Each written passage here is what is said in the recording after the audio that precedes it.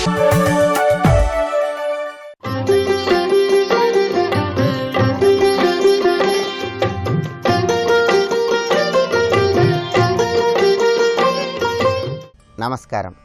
ప్రేక్షకులందరికీ శుభోదయం.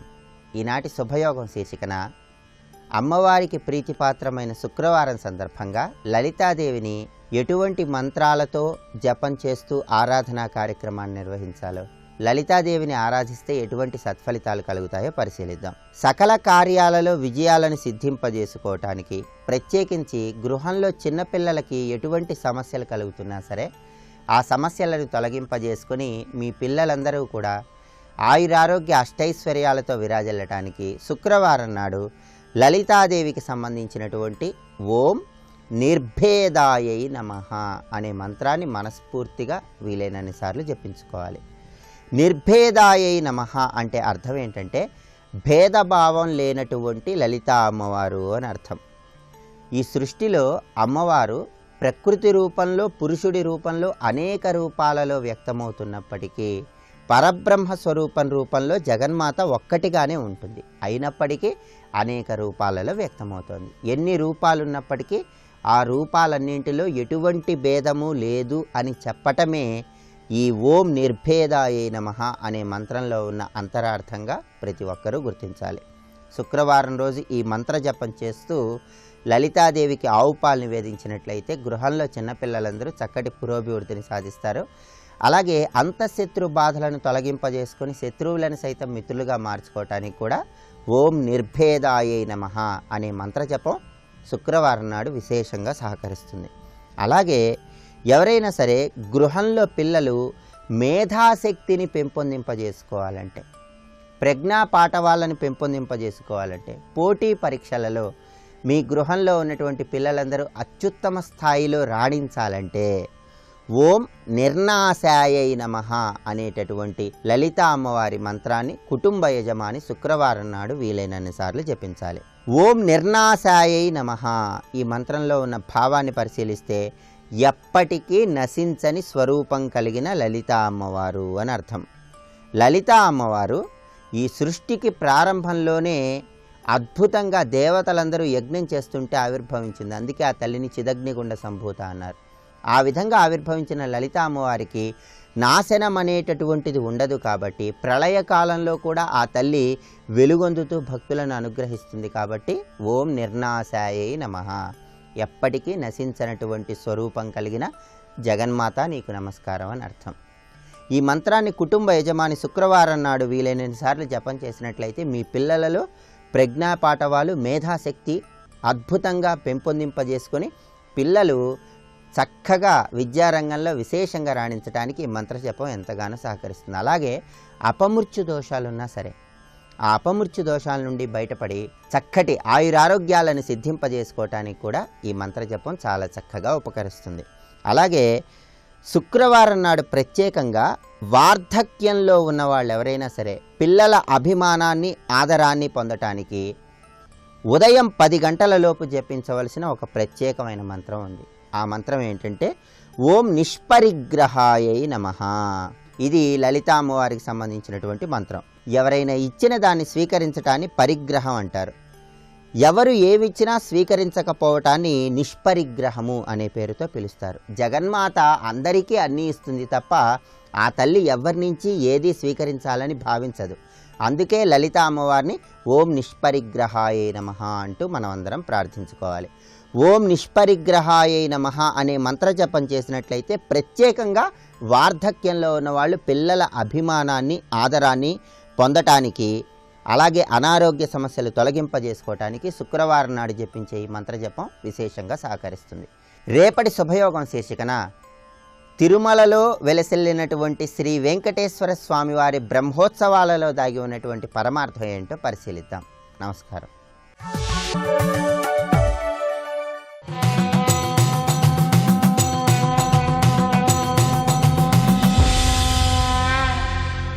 శతక సాహితీ సరస్వతికి నమస్కారం.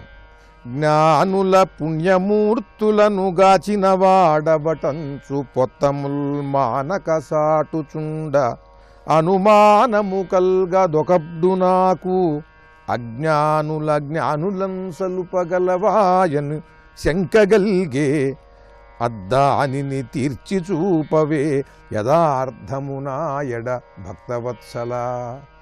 ఓ పరమేశ్వర, జ్ఞానుల పుణ్యమూర్తులను కాచిన వాడబటంచు పొత్తముల్ మానక సాటుచుండ అనుమానము కల్గదొకబ్దు నాకు. శాస్త్రములు, మహాత్ములు రచించినటువంటి గ్రంథములు అన్నీ కూడా జ్ఞాని అయి సన్మార్గములో సాగేటువంటి వాణ్ణి, చక్కగా తీర్థయాత్రలు, క్షేత్రయాత్రలు, దాన ధర్మాలు చేసి పుణ్యధనమును సంపాదించినటువంటి వాణ్ణి, పుణ్యశీలుణ్ణి, జ్ఞానిని తప్పకుండా భగవంతుడు అనుగ్రహిస్తాడు అని గ్రంథములన్నీ చాటుతున్నాయి. అందుకనే మీరు అజ్ఞానం నుండి బయటపడండి, సద్గ్రంథ పఠనం చేయండి, మహాత్ముల బోధలు ఆలకించండి, వాటిని ఆచరించండి, చిత్తశుద్ధిని కలిగి ఉండండి, తీర్థయాత్రలు, క్షేత్రయాత్రలు చేయండి, దాన ధర్మాలు చేయండి. తద్వారా మీకు పుణ్యం వస్తుంది. పుణ్యధనం మీ దగ్గర ఉన్నట్లయితే భగవంతుని మీరు చేరుకోవచ్చు అని సమస్త శాస్త్రములు చెబుతున్నాయి. మహాత్ముల బోధలన్నీ కూడా ఇవే చెబుతున్నాయి. ఇది నిజమే, బాగానే ఉంది.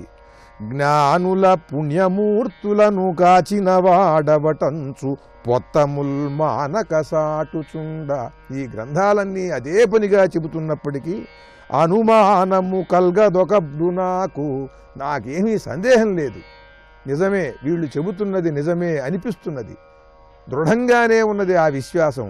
కానీ అజ్ఞానుల జ్ఞానులం సలుపగాగలవాయని శంకగల్గే. అజ్ఞాని అయి ఉంటాడు వాడు ఏ దానము ధర్మము చెయ్యడు, ఏ మంచి పని చెయ్యడు, జీవితం అంతా వ్యర్థంగా గడుపుతూ ఉంటాడు. మరి వాడు నీ వంక చూడకపోయినా సరే, వాడు కూడా నీ సృష్టిలో భాగం, వాడు కూడా నీ సంతానమే కదా. వాడి మీద ప్రేమతో వచ్చి వాణ్ణి నువ్వు జ్ఞానిగా చేసి, వాడి చేత నువ్వు సత్కార్యక్రమములు చేయించి, వాడికి పుణ్యం కలిగేలా చేసి వాణ్ణి నువ్వు దగ్గరకు తీసుకుంటావా? అటువంటి ప్రేమస్వరూపుడవా, అంతటి కరుణామయుడవా అనేటువంటి శంక నాకు ఇప్పుడు కలుగుతున్నదయ్యా. ఎవడికి వాడు మంచివాడుగా ఉండి మంచి పనులు చేసి వాడు పుణ్యవంతుడై నిన్ను చేరుకోవటం కాదు, అసలు ఆ దృష్టే లేనటువంటి అజ్ఞానిని నువ్వు నిష్కారణంగా అనుగ్రహించి వాణ్ణి జ్ఞానిని చేసి వాడి చేత మహాకార్యములు చేయించి వాణ్ణి అంతులేని పుణ్య సంపదలు కలిగేటట్టుగా చేసి అప్పుడు నువ్వు వాణ్ణి నీ దగ్గరకు తీసుకోగలవా? అటువంటిది ఏదన్నా ఉంటే అద్దానిని తీర్చి చూపవే యథార్థమునాయడ భక్తవత్సల. అటువంటిది ఏదన్నా చేసేటట్లయితే రా, అందుకుగాను నీకు ఒక్కడే ఒక్కడున్నాడు అజ్ఞాని ఈ భూమి మీద. ఏ మంచి పని చేయకుండా, చేద్దామని కూడా ఆలోచించకుండా వ్యర్థంగా జీవితాన్ని గడుపుతున్నాడు, వాడే నేను. కనుక నన్ను వచ్చి నీ అపారమైనటువంటి ప్రేమని, కరుణని నా పైన కురిపించి నన్ను జ్ఞానిని చేసి తీర్చిదిద్ది మహాకార్యములు చేయించి నా చేత నన్ను నీ దగ్గరకు చేర్చుకో అంటూ, జ్ఞాని అయినటువంటి వాడికి మోక్షం కలగటం అది సహజమేనయ్యా. అజ్ఞానికి మోక్షం కలిగేలా చేయటం అనేది నువ్వు చెయ్యగలవా?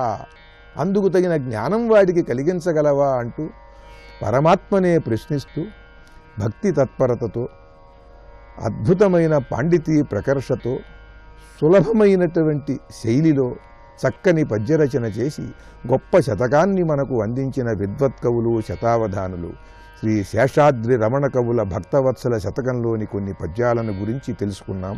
రేపు మరి ఒక శతకం గురించి తెలుసుకుందాం. ఓం నమో నారాయణాయ.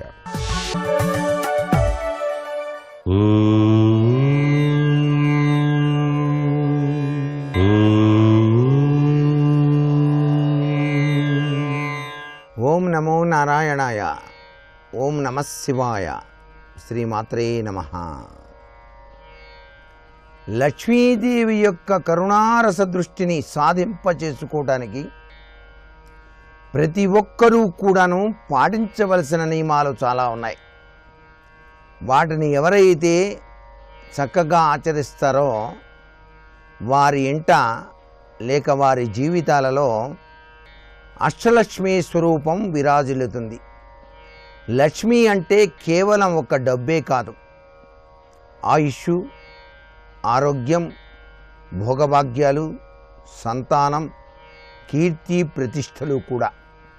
ఇవన్నీ కూడా ప్రసాదించేటువంటి అమృత తల్లి ఆ యొక్క జగత్కల్పవల్లి లక్ష్మీ స్వరూపిణి. ఈ లక్ష్మీదేవిని ఆరాధన చేసేటప్పుడు పద్మప్రియే పద్మిని పద్మాలయే పద్మదళాయతాక్షి అన్నారు. పద్మపుష్పాలతో అర్చన చేయటం సర్వవిధ శ్రేయోదాయకం. గోవు సాక్షాత్తు లక్ష్మీ స్వరూపం కాబట్టి ప్రతి ఒక్కరూ కూడాను గోసేవ చేయటం వల్ల కూడా లక్ష్మీదేవి యొక్క అనుగ్రహానికి పాత్రలై తరిస్తారు.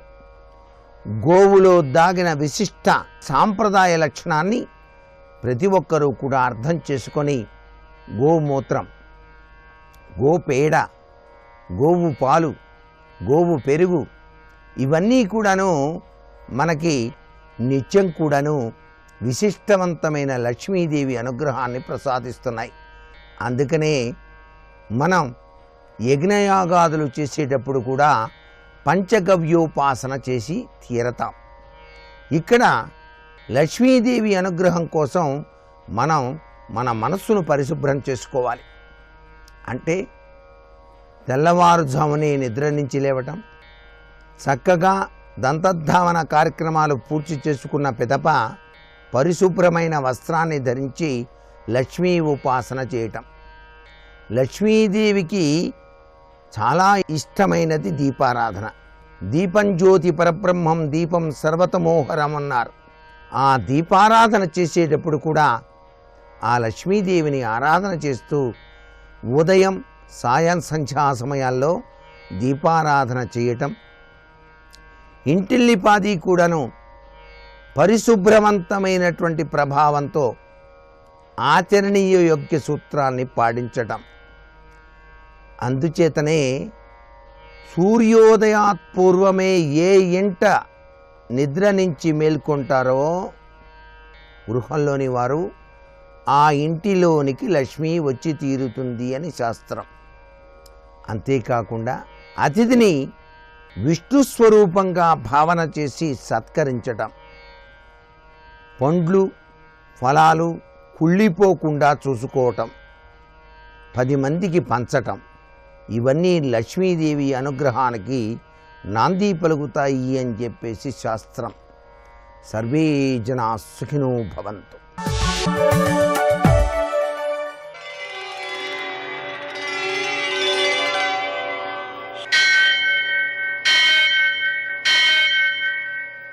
సహస్రశీరుషం దేవం విశ్వాక్షం విశ్వశంభువం విశ్వం నారాయణం దేవమక్షరం పరమం పదం విశ్వతః పరమాం నిత్యం విశ్వం నారాయణగుం హరిం విశ్వమేవేదం పురుషస్తద్విశ్వముపజీవతి పదిం విశ్వస్యాత్మేశ్వరం శాశ్వతగుం శివమచ్యుతం నారాయణం మహాజ్ఞేయం విశ్వాత్మానం పరాయణం.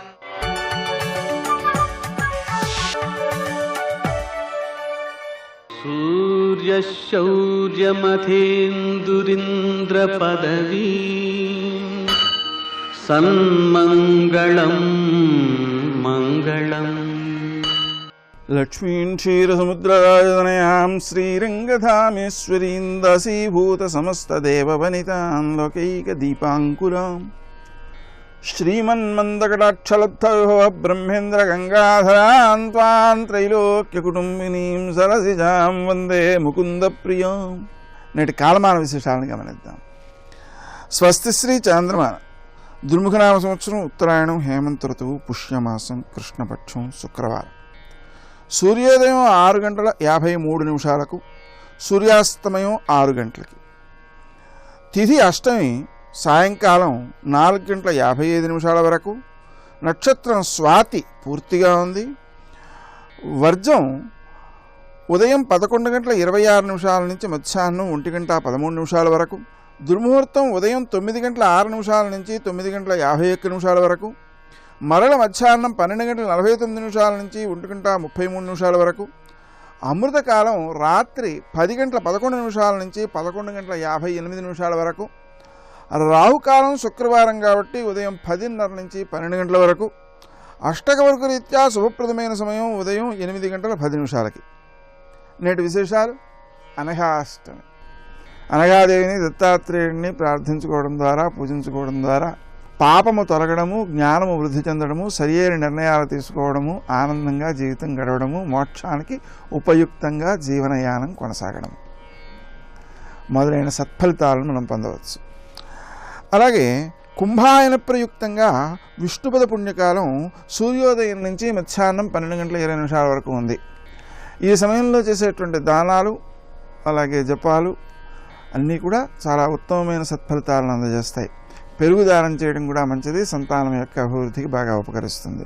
ఇంకా విశేషించి అష్టకాశ్రార్థ దివసం కూడా కావడం వలన, పితృదేవతారాధన వలన సంతానము వృద్ధిలోకి వస్తారు, సంతానం అనుకూలంగా ఉంటారు, సమాజానికి ఉపయుక్తులుగా ఉంటారు. నేటి ఆణిముత్యాలు.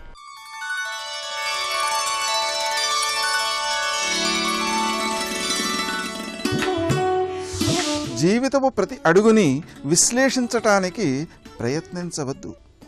ఏది ఎప్పుడు ఎలా జరగాలో అలాగే జరుగుతుంది.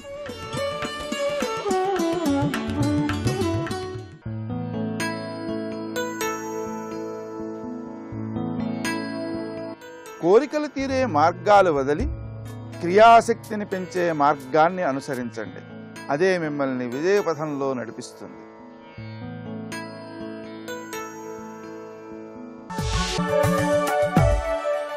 నమో నమో సుబ్రహ్మణ్య శ్రీ వరదా, ఉషోదయం నేను కొలిపినది నీ కృతిగా. స్వామి కటాక్షం పైన ఒక అందమైనటువంటి నీ చూపు మాపై ప్రసరింపజేయు. ఎందుకంటే చూపు ప్రసరింపజేయు అంటే చూస్తున్న వాడిని ముందు మనం చూడాలి కదా. వాడు ఎంత అందంగా ఉన్నాడు చూడండి. రమ్యమైనటువంటి అందమైన సుకుమారమైన శరీరము, దానికి తోడు పద్మము వంటి ముఖము, అందులో పత్రములు వంటి నేత్రములు, అందులోంచి వస్తుంది నీ చూపు. అది మిలత్కారుణ్యాద్రం, కారుణ్యము యొక్క తడిని కలబోసుకున్నటువంటి నీ చూపు. మృదిత భువనార్తి స్మితమిదం, అద్భుతమైన మాట. ఏదో మెత్తగా ఉన్న చిరునవ్వు అనుకున్నారేమో, సమస్త భువనముల యొక్క ఆర్తిని పోగొట్టగలిగే చిరునవ్వు అది. ఇది గొప్ప మాట ఇక్కడ. అలాంటి భువనార్తిని పోగొట్టే చిరునవ్వు, ఆ చిరునవ్వుతో కూడిన నీ చూపులు. ఆ చూపు ఎలాంటిదంటే, ఒక్కసారిగానే ఆవిడ్ని చూస్తే, ఎవరావిడ? పుళిందాపత్యస్య ప్రకట పులకోద్రేకజనకం. పుళిందా అపత్య అంటే పుళిందరాజు యొక్క కూతురైన వల్లీదేవిని నువ్వు చూస్తే ఆవిడ ఒళ్ళు పులకిస్తుంది. అలా వల్లీదేవిని పులకింపజేసేటువంటి ఆ చూపులు మా యొక్క దైన్యమును తొలగించుగాక. అత్యద్భుతమైన ఆకాంక్షను ఇక్కడ చెప్పారు. అలా స్వామి కటాక్షాన్ని అర్థిస్తూ రోగాన్ని పోగొడతాడు, ఆర్తిని పోగొడతాడు ఆయన చిరునవ్వుతోని, మందహాసంతోని. అయితే అసలు రోగమైన మాయను కూడా పోగొడతాడనే భావం గ్రహించడానికై మన స్కందలహరిలో కాసేపు ఈదులాడాడు ఇక్కడ. అందుకోసం కనుకనే అడగాల్సినవి ఎన్ని అంటే, ఇహమడుగు, పరము కావాలని అడుగు. అది ఇక్కడ పరం కోసం ఇహం బాగుండాలి, ఇది తెలుసుకోవాలి. పరం కోసం ఇహం బాగుండాలి, ఇహం కోసం ఇహం కాదు. అందుకు పరం కోసం కావలసిన భక్తికి అడ్డంకిగా వచ్చేటువంటి నా బాధలు తొలగించవయ్యా అని ప్రార్థిస్తూ, ఇక్కడ ఒక అత్యద్భుతమైన మంత్ర సదృశమైన మరొక శ్లోకం కూడా ఉన్నది. చెవులో పెట్టుకోండి చాలు. మనసులో పెట్టుకున్నవాడు మరీ ధన్యులు. కానీ మనసులో పెట్టుకోవాలని ప్రయత్నంతో మరి తర్వాత మాటలు వినరేమోనని శ్రద్ధగా ఇప్పుడు చెవిలో పెట్టుకుంటే దాని ఫలితం ఉంటుంది. రోగ కాంతార దావాగ్ని మృత్యుకక్ష హుతాసన సూరఘ్న త్వత్ప్రసాదేన రేజతి రోదసి ఉభే. వేదపాద స్తవం కదా, వేదపాదంతో కూర్చిన మంత్రం. రోగ కాంతార దావాగ్ని. రోగాలు ఎలా అయిపోయాయంటే, ఒక చిట్టడవిలో గుబురు గుబురుగా అంతుపట్టకుండా అడవి ఎలా వ్యాపించిపోతుందో రోగాలు అలా వ్యాపించిపోయాయి. అదేవిధంగా మృత్యువు భయంకరమైన హద్దుగా కనబడుతూనే ఉంది. ఈ రెండింటినీ తొలగించగలిగేటువంటి స్వామి నన్ను కాపాడు అని దీని యొక్క భావం. ఇక్కడ రోగాలని అడవినే దగ్ధం చేయమన్నాడంటే అంతుపట్టని రోగాల్ని పోగొట్టువాడు అనే భావం ఇక్కడ కనబడుతున్నది. ఇది చెప్తూ ఇప్పుడు భక్తి పండిపోయింది. అది ఎలా ఉన్నదో చూడండి. ఇంద్రియాలు ఉన్నంతకాలం భక్తి ఎలా ఉంటుందయ్యా అంటే, ఇంద్రియాలతో భగవంతుడిని అనుభవిస్తూ ఉంటుంది. తెలుసుకోండి, వాడికి ఇంకేది అక్కర్లే. ఆ ఇంద్రియాలతో భక్తిని తాగుతూ ఉంటాడు భగవంతుడిని. కానీ ఇంద్రియ పాత్రలతో భగవద్ రసాన్ని పానం చేస్తున్నటువంటి భక్తుడి స్థితి ఎలా ఉంటుందో తర్వాత శ్లోకంలో చూపిస్తున్నారు. దృశి స్కందమూర్తి శృతౌ స్కందకీర్తి ముఖే మే పవిత్రం సదా తచ్చరిత్రం కరే తస్య కృత్యం వపుస్తస్య భృత్యం గుహే సంతులీనా మమాశేషభావా. ఇది కోరిక, ఆకాంక్ష ఇందులో చూపిస్తున్నారు. ఇలా ఉండుగాక అంటున్నారు ఇక్కడ. ఇలా ఉండాలి నేను అని కోరుకుంటున్నారు. అంటే రోగం పోవాలని కోరుకుంటున్నాడా? ఏం కోరుకుంటున్నాడు? రోగం పోవాలని కోరుకోవడం అవాంతర ప్రయోజనం, భగవద్ అనుగ్రహాన్ని కోరుకోవడం ప్రధాన ప్రయోజనం. ఇది తెలుసుకోవాలి ఇక్కడ. అదేవిధంగా ఆరోగ్యంగా ఉండడం, బాగా ఉండడం అనేది తాత్కాలిక సౌకర్యమే, అసలు ప్రయోజనం మాత్రం పరమాత్మను చేరడమే. ఇది తెలుసుకోవాలి ఇక్కడ. అందుకే ప్రధానమైన లక్ష్యం ఏంటి? దృశి స్కందమూర్తి, నా చూపులకు ఎదురుగా ఎప్పుడు స్కందుడుండుగాక. స్కందమూర్తి నా చూపులకు గురి. శృతవు స్కంద కీర్తి, స్కందుని కీర్తించేటటువంటి గానములు, గాథలు ఇవి ఎల్లవేళ నా చెవులు అటువైపు ఉండాలి. ముఖే మే పవిత్రం సదా తచ్చరిత్రం, నా ముఖమునందు ఎల్లవేళలా ఆయన చరిత్రే ఉండాలి. అంటే నేను ఎప్పుడు వాటిని అంటూ కీర్తిస్తూ ఉండాలి. కర్రే తస్య కృత్యం, చేతులతో చేస్తే ఆయన పనులే చేయాలి. ఆయన పనులు అంటే ఏమిటి? ఆయనకి అభిషేకం చేయడం, ఆయనకి పూజ చేయడం, ఇదే అర్థం, అదే అర్థం. కానీ అదేనా అర్థం కాదు, మరొకటి ఉంది. అంటే భగవంతుని చేతులతో ఆరాధించడం కూడా చాలా గొప్పదే. కానీ చేతులతో చేసే ప్రతి పని ఆయన పని అని స్పృహతో చేస్తూ ఆయనకు అర్పితం చేయడం. చేతులు రెండు చేయగలవండి, ఏదైనా చెయ్యగలవు, ఏదైనా ఇవ్వగలవు. కనుక నీ చేతులతో ఆయనకి ఇవ్వు. ఏమిటి ఇస్తావు? నీ చేతులతో చేసేది అంటే చేసిన కర్మ ఆయనకు అర్పించు. కనుక కర్మ చెయ్యాలన్నా అర్పించాలన్నా చెయ్యగా. కనుకనే కరేతస్య కృత్యం అంటే ఇది. ఆయనకు అర్పించాలంటే ఏం చేస్తావు? ఇది ఒకటి ఆలోచించాలి. అంటే భగవంతుడికి ఇవ్వాలి అంటే మీరు ఇచ్చే పళ్ళల్లో కుళ్ళు లేకుండా ఉన్నవి మంచివి ఇస్తారు, ఇచ్చే పువ్వుల్లో కూడా పురుగు కుట్టనివి ఇవి చూసి ఇవ్వాలంటారు. అవునా లేదా? అంటే భగవంతుడికి ఇస్తున్నామని పేరు పెట్టగానే అది పవిత్రమై ఉచ్చిష్టము మొదలైనవి శోకనవైతే నీ ఇస్తున్నావా లేదా? కనుక నీ కర్మ ఈశ్వరుడికి అర్పించడానికి చేస్తున్నాను అనుకుంటే అప్పుడు ఇంక నువ్వు తప్పుడు పని చెయ్యు, ఆయనకి అర్పించదగ్గ పనే చేస్తా. కనుక చేసిన ప్రతి కర్మ సుబ్రహ్మణ్యానికి అర్పిస్తున్నాను అనుకున్నావు అంటే తప్పకుండా అది శాస్త్ర ప్రేరితమైనది, పవిత్రమైనది ఆచరిస్తావు. కనుక చేసిన ప్రతి పని సుబ్రహ్మణ్యునికి అనే భావం నిరంతరం ఉండాలి. అదే కరే తస్య కృత్యం వపుస్తస్య భృత్యం. ఇక శరీరము ఆయన భృత్యత్వానికి వినియోగింపబడుతుంది అన్నారు. భృత్యం అంటే భృతికి పనిచేసేవాడు భృత్యుడు. అంటే ఆయన జీతం ఇస్తున్నాడు, ఈయన పనిచేస్తున్నాడు, వాడిని భృత్యుడు అంటారు. ఇక్కడ దీని అర్థం ఏంటి? భృతి పుచ్చుకుంటున్నందుకు వాడికి నువ్వు అన్నీ చేసి పెట్టాలి అంతే. అలాగే పరమాత్ముడిని భృత్యుడను, ఆయన ఏం భృతిస్తున్నాడు నీకు? నీ జీవితం అంతా ఆయన ఇచ్చిందే. కాబట్టి నీ జీవితంలో ప్రతిదీ ఆయన కోసం చేయు. ఆయనకి సేవకుడను, ఆయన కనబడితే సేవ చేస్తానని కాదు, భగవద్ అనుకూలంగా జీవించడమే సేవ. ఇక్కడ సేవాశక్తి అంటే భగవద్ అనుకూల జీవనము. ఈ మాట నారద మహర్షి చెప్పాడు. నువ్వేది చేసినా ఆయనకు అనుకూలంగా ఉండు. ఏది చేస్తే ఆయనకి దగ్గర ఉంటున్నావో దాన్ని చెయ్యి. ఇది ఇక్కడ అనుకూలాచరణ అంటే ఇది అర్థం కదా. అందుకని ఆయన స్మృతికి దూరం చేసేది, ఆయన ఆరాధనకు దూరం చేసేది ఏది చెయ్యొద్దు. వాటికి భంగం కలిగించనిది మాత్రమే చెయ్యు. అది ఇక్కడ వపుస్తస్య భృత్యం అని దాసభావానికి అర్థం నారద మహర్షికి చెప్పాడు ఇక్కడ. కనుక భక్తి అంటే ఏమిటో మొత్తం సుబ్రహ్మణ్య భుజంగ ప్రయాదం చదివితే తెలుస్తుంది. ఇది భక్తి శాస్త్రం అండి. భక్తి లేనిది భగవద్ ఆరాధన లేదుగా. కనుక ఆరాధన ఎలా చేయాలో చెప్పారు. ఆరాధించే భక్తి అనబడే స్వభావం ఎలా ఉండాలో చెప్తున్నాడు ఇక్కడ. మొత్తానికి అశేష భావా, నా యొక్క సమస్త భావములు, అశేషము అంటే మిగులు లేకుండా. ఇది గొప్ప మాట. లోకంలో మనం అశేషం అంటూ ఉంటాం, విశేషం అశేషం రెండు శబ్దాలు ఉన్నాయి. విశేషం అంటే ప్రత్యేకం, అశేషం అంటే సమస్తము. మిగులనేది లేకుండా నా భావములన్నీ గుహుని యందు లీనమగుగాక. ఎంత గొప్ప మాట అన్నాడు. అవండి కొన్ని గుహుల్లోకి వెళ్ళేయండి, కొన్ని ప్రపంచంలోకి వెళ్ళేయండి, వద్దు. అశేష ఆ మాట చాలా గొప్ప విషయం. భక్తి యొక్క పరాకాష్ఠ ఇది. అది గుహే సంతు లీనా మమ అశేష భావాహ అని చెప్తూ, అయితే ఈ స్వామిని ఆశ్రయించడానికి ఎవరు అర్హులు? భక్తి శాస్త్రం కదా. భక్తి అంటే ఏమిటో తెలుసుకున్నాం. భక్తిలో రెండు రకాలు తీసుకున్నాం. లౌకిక కామాలను అడగవచ్చు, అదేవిధంగా పరమాత్మనే అడగాలనేది ప్రధానమైన అంశం ఇక్కడ. వాడు తర్వాత చెప్తున్నాడు ఎవరు అడగాలి, ఎవరు అర్హులు భక్తికి. మునీనాముతాహో నృణాం భక్తి భాజా అభీష్టప్రదాస్సంతి సర్వత్ర దేవా నృణామంచ జానామపి స్వార్థదానే గుహాద్దేవ మన్యం న జానే న జానే. ఎంత అందమైన శ్లోకం. నిజమే, భగవంతుని అనుగ్రహం పొందాలంటే అంత తేలిగ్గా అందరికీ రాదండి.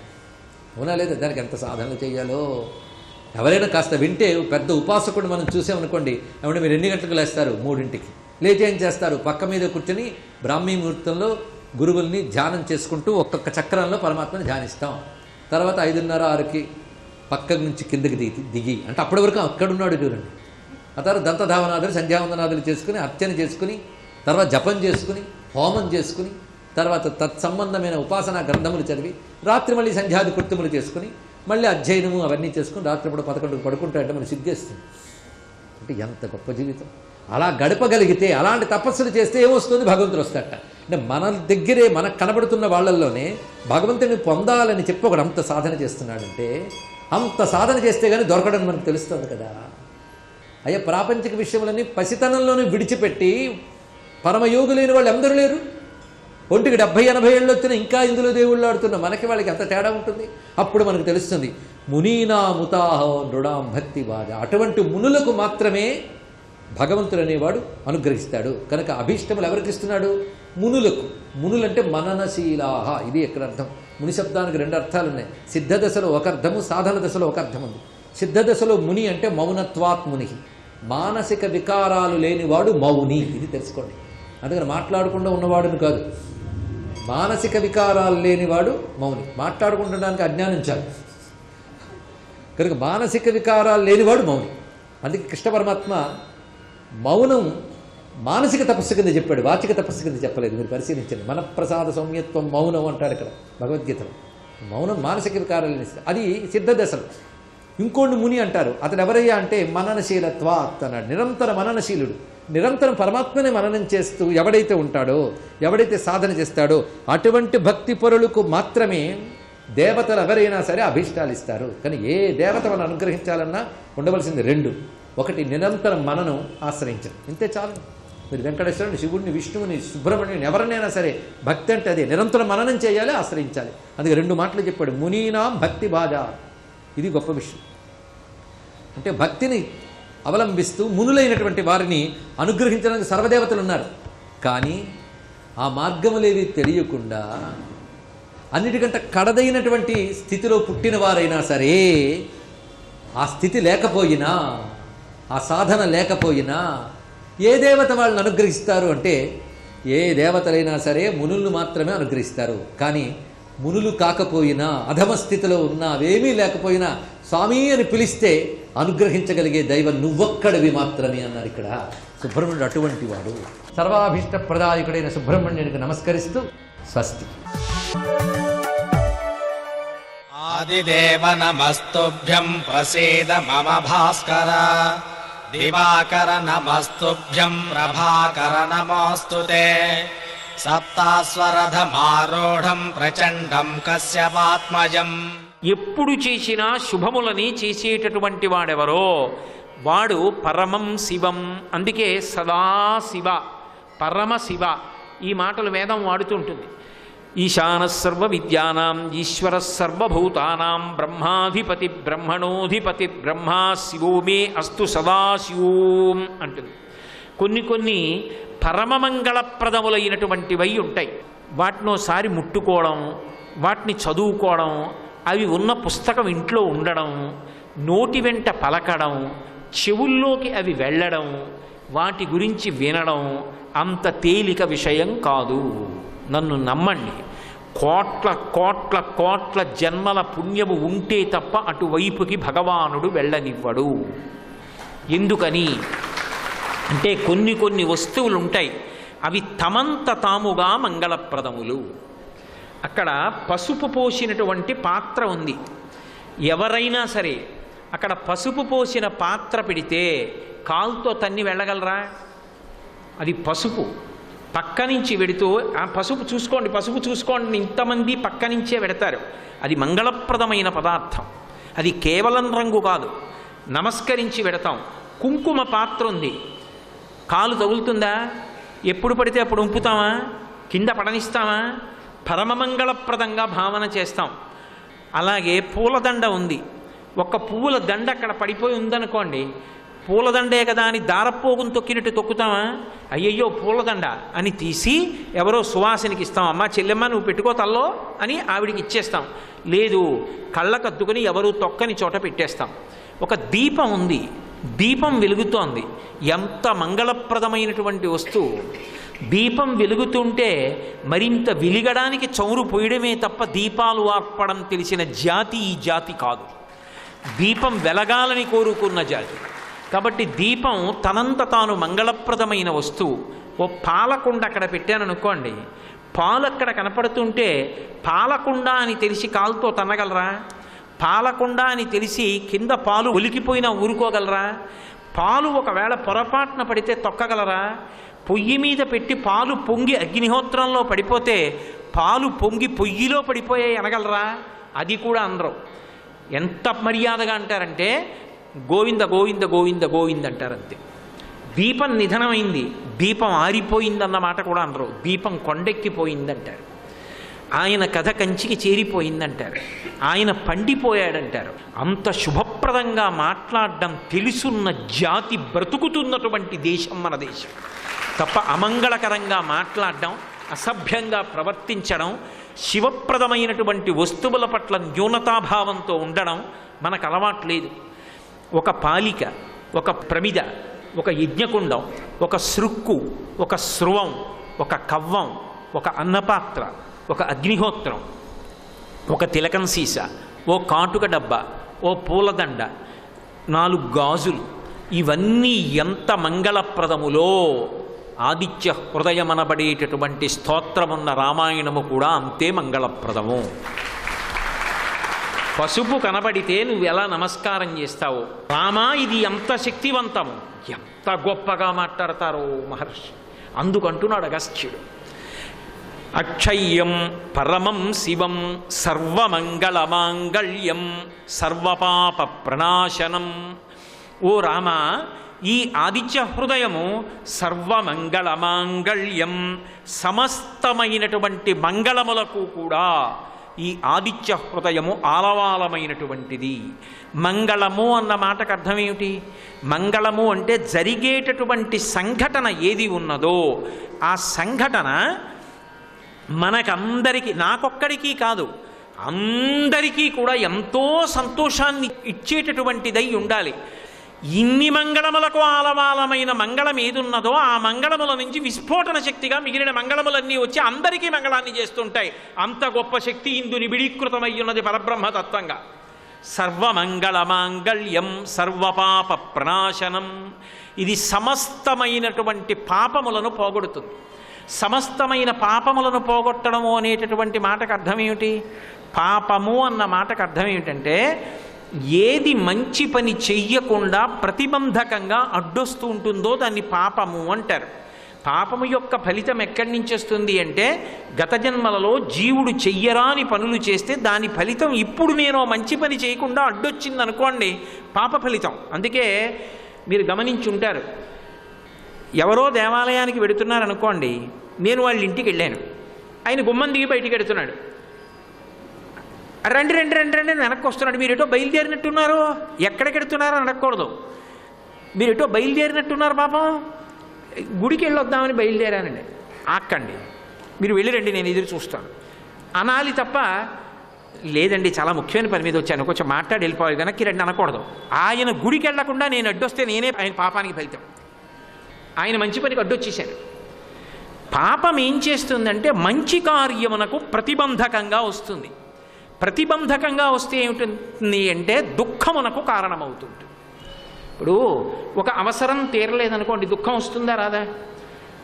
ఆకలి ఉంది కడుపులో, అన్నం లేదు, దుఃఖమేనా కాదా? ఆకలేసి అన్నం అడిగితే కోరిక కాదు, అవసరం. అప్పుడు ఆ అవసరం తీరలేదు అంటే నా పాపమేదో నాకు అడ్డొచ్చి దుఃఖపడుతున్నాను అని గుర్తు. ఈ దుఃఖం నీకు వద్దంటావా? ఆదిత్య హృదయం చరువు అగ్నిహోత్రంలా పాపాన్ని కాలుస్తుంది, లేదా భరించగలిగిన శక్తి నీకు ఇస్తుంది. సర్వపాప ప్రణాశనం. ఆదిత్య హృదయానికి మరొక గొప్ప శక్తి చింతాశోక ప్రశమనం ఆయుర్వర్ధనముత్తమం.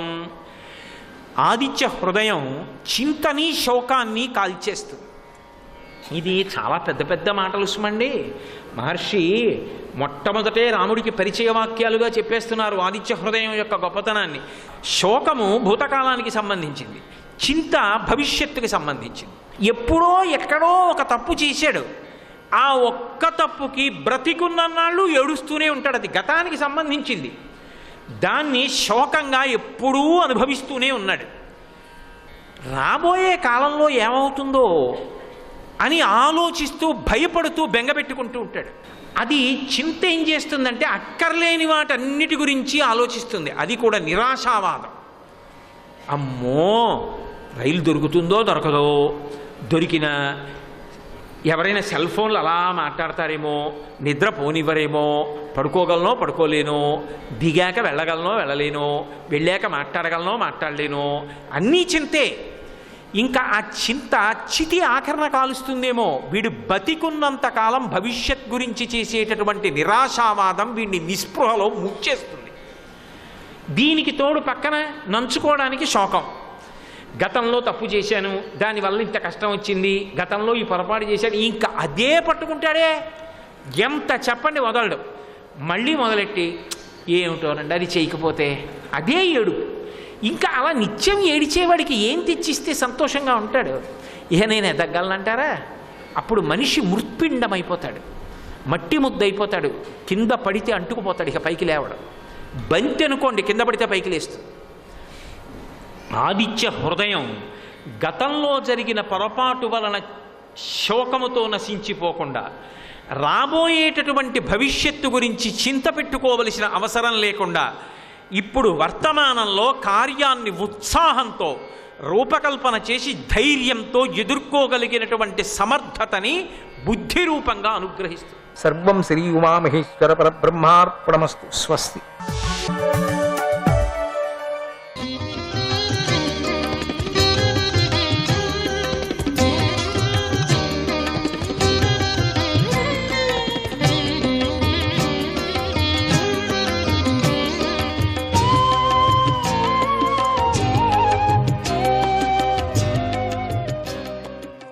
అనంతాయ నమః. ధర్మరాజా, నారద మహర్షిని ఇట్లా ప్రశ్నించాడు ఆయన. నారద మహర్షి గారు, మహానుభావ, ఓ మహర్షి, శ్రీహరి భక్తులనే అనేటువంటి ప్రభావితం చేసినటువంటి ఆ శాపం ఎలాంటిది? శ్రీహరి భక్తులు ఆయన మనసులో ఉండేటువంటి వాళ్లను ప్రభావితం చేసి వాళ్ళకు శాపం వచ్చేటట్టుగా అయిందే, ఎందుకు? అది ఎవరి శాపం? శ్రీహరి యొక్క అంతరంగిక భక్తులు కూడా ఈ యొక్క సంసారంలో చిక్కుకున్నారు అంటే నేను నమ్మలేకపోతున్నాను. జన్మ జన్మాంతరాలుగా జయవిజయులు శ్రీహరి అవతారం తీసుకున్నప్పుడే వచ్చినటువంటి వాళ్ళు, శ్రీహరితోనే ఉండిపోయేవాళ్ళు, వాళ్ళు ఈ సంసార బంధంలో దొరికారు. ఈ మానవలోకానికి వచ్చి చాలా అవస్థపడి అన్ని రూపాలతో కలిగినటువంటి కామక్రోధ లోపాలతో నానా బాధపడి సమస్తము పరమాత్ముడి యొక్క తత్వాన్ని కోల్పోయి వాళ్ళను వాళ్లే మరిచిపోయారు. వైకుంఠపురాల్లో నివసించే వారికి ఈ పంచభూతాత్మకమైన దేహాలు, ఇంద్రియాలు, ప్రాణాలు కూడా ఉండవు కదా. వాళ్ళకి అసలు మనిషి ఏ ఆకారం కూడా ఉండదు. వాళ్లకు ఆకలి దప్పి ఏదీ లేదు, వాళ్ళకి రంగు కలరు పొడవు ఏమీ లేదు, అసలు శరీరమే లేదన్నట్టు. వాళ్ళకి దేహాలు కానీ ఇంద్రియాలు కానీ ఇక ప్రాణాలు కూడా ఉండవట. వాళ్ళదే ప్రత్యేకమైనటువంటి విష్ణువు ఊపిరాడినప్పుడే వాళ్ళు ఊపిరాడతారు. విష్ణువు ఎట్లా ఉన్నారో అట్లనే ఉంటారు వాళ్ళు, అంతే. అందుకనే వైకుంఠంలో వెళ్ళినప్పుడు అక్కడుండే పరిచారకులందరూ శ్రీ విష్ణుమూర్తి లాగానే ఉంటారు. అందరూ దొరికారేమో, విష్ణువు దొరుకుతున్నాడేమో అనే విధంగా ఉంటారు. వాళ్ళెవరికి ప్రాణాలు ఉండవు. అటువంటి వారికి దేహంతో ఎలా సంబంధం కలిగింది? ఆశ్చర్యంగా ఉందే అని ఆశ్చర్యం వ్యక్తం చేసినప్పుడు ఆ కథను చెప్పటానికి మీరే తగినవారు అన్నాడు. అప్పుడు నారద మహర్షి ఇలా చెప్పసాగాడు. ఓ ధర్మరాజా అని ఈ కథను సుఖ మహర్షి పరీక్షితుడికి చెప్తున్నాడు.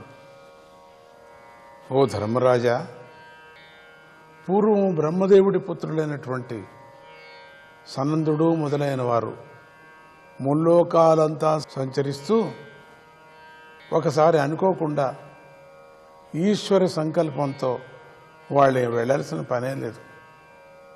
అది ఏంటి, గేటు గుండా వెళ్ళాలన్నా కర్మ. ఈశ్వర సంకల్పంతో విష్ణులోకానికి వెళ్ళారు. విష్ణులోకం వాళ్లే కదా హృదయంలో. ఎక్కడికి వచ్చిందో ప్రాబ్లం ఇది చూడండి. వారు ఎప్పుడూ 5-6 సంవత్సరాల పిల్లల్లాగానే కనిపించేవారు. అట్లా ఉంటే ఎంత బాగుంటుంది మనకు కూడా. ముసలాళ్ళు అయిపోయి నానా బాధపడుతున్నాం. 5 ఏళ్ళ పిల్లకాయ అట్లానే ఉండిపోతే ఎంత బాగుంటుంది. ఎంత ముద్దుగా ఉంటారు కదా. తర్వాత ముద్దుగా ఉండి తర్వాత ఏం చెప్పడం, వదిలేండి. అట్లా అంత అదృష్టం చేసుకోలేదే మనం. సనక సనందాదుల్లాగా వాళ్ళు మహర్షులే.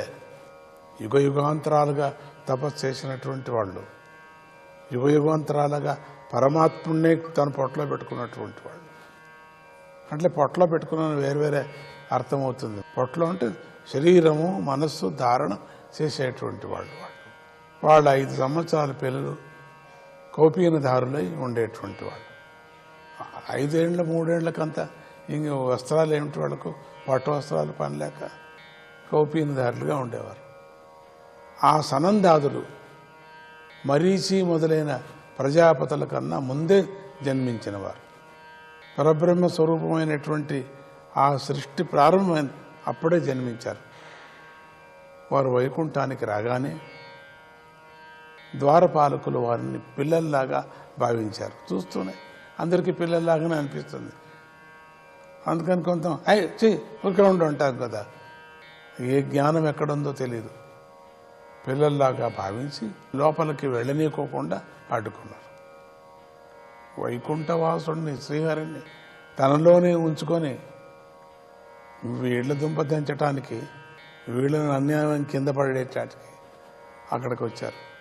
ఎవరికో శిక్ష ఇది. లోపలికి పంపించలేదు. వాళ్ళ డ్యూటీ వాళ్ళు చేశారు. ఎవరైతేనే, చిన్నపిల్లలైతే పెద్ద పిల్లలైతేనే తన డ్యూటీ తాను చేయాల్సిందే. అదే నియమరూపమైనటువంటి ఒక పని అది. ఆ డ్యూటీ వాళ్ళు చేశారు. దాని నుంచి ఏమన్నా కానిలే, యజమాని నుంచి ఏమైనా కానీ, వచ్చినటువంటి అతిథుడి నుంచి ఏమైనా కానీ పర్వాలేదు, అడ్డుకున్నారు. లోపలికి వెళ్ళటానికి వీల్లేదు. సనందాదులు తమను అడ్డగించేంత వరకు ఇలా శాపించారు. నన్నెందుకు మీరు అడ్డగించారు, మీరు లోపలికి ఎందుకు నన్ను పోనీకోకుండా అని అంటూ శాపం, ఇక శాపమే. ఓ మూర్ఖులారా, అక్కడ కొంచెం పొరపడినట్టుంది వీళ్ళు. అనంతాయ నమః.